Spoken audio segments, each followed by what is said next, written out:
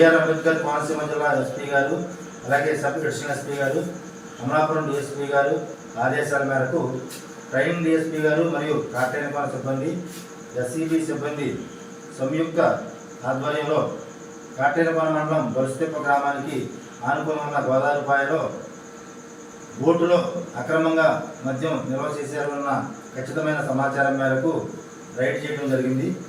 ఆ రైడ్లో భాగంగా ఆ బోటులో 1079 బాటిల్స్ 259 లీటర్లు ఎన్డీపీఎల్ మద్యం సుమారుగా 1,25,000 విలువ గల అక్రమ మద్యం సీజ్ చేయడం జరిగింది.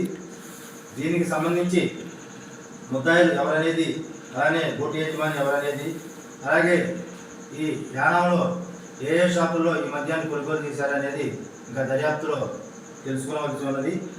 ఈ దర్యాప్తు అయిన తర్వాత ఎవరైతే ఈ అక్రమంగా మద్యం రవాణా చేశారో, ఈ బోటు ఎవరు, అలాగే యానంలో ఎవరైతే షాపుల్లో వీళ్ళు అక్రమంగా చట్టవిరుద్ధంగా అమ్మారో వాళ్ళందరి మీద కూడా కఠినంగా కేసులు పెట్టి వాళ్ళందరినీ కూడా రిమాండ్కి పంపించడం జరుగుతుంది.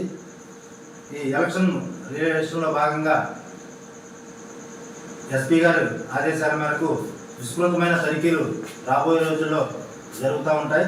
కాబట్టి ఎవరు కూడా ఇలాంటి అక్రమ మద్యం రవాణా చేయడం కానీ, అక్రమంగా బోటులు ఉపయోగించడం కానీ, అలాగే యానంలో షాపుల వారు కూడా వాళ్ళు చట్టపరంగా మద్యం అమ్మాలి కానీ, అంతేగాని ఎక్కువ అక్రమంగా మద్యం అమ్మినట్లయితే వాళ్ళ మీద కూడా కేసులు బుక్ చేయడం జరుగుతుందని హెచ్చరించడమైంది.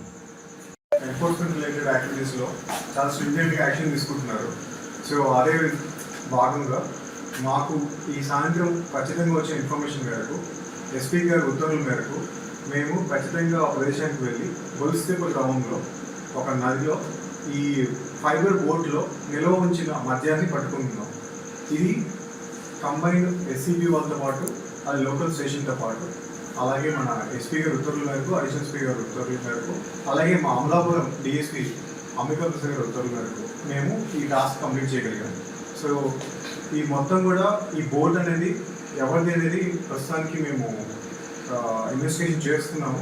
అలాగే మన దగ్గర నుంచి వచ్చింది, ఏ రూట్లో వచ్చింది, అలాగే ముద్దాయిలు ఎవరు, వాళ్ళు ఎవరు, మొత్తం ఇన్వెస్టిగేషన్ తర్వాత మేము మీకు అందరికీ డీటెయిల్స్ రివీల్ చేస్తామండి.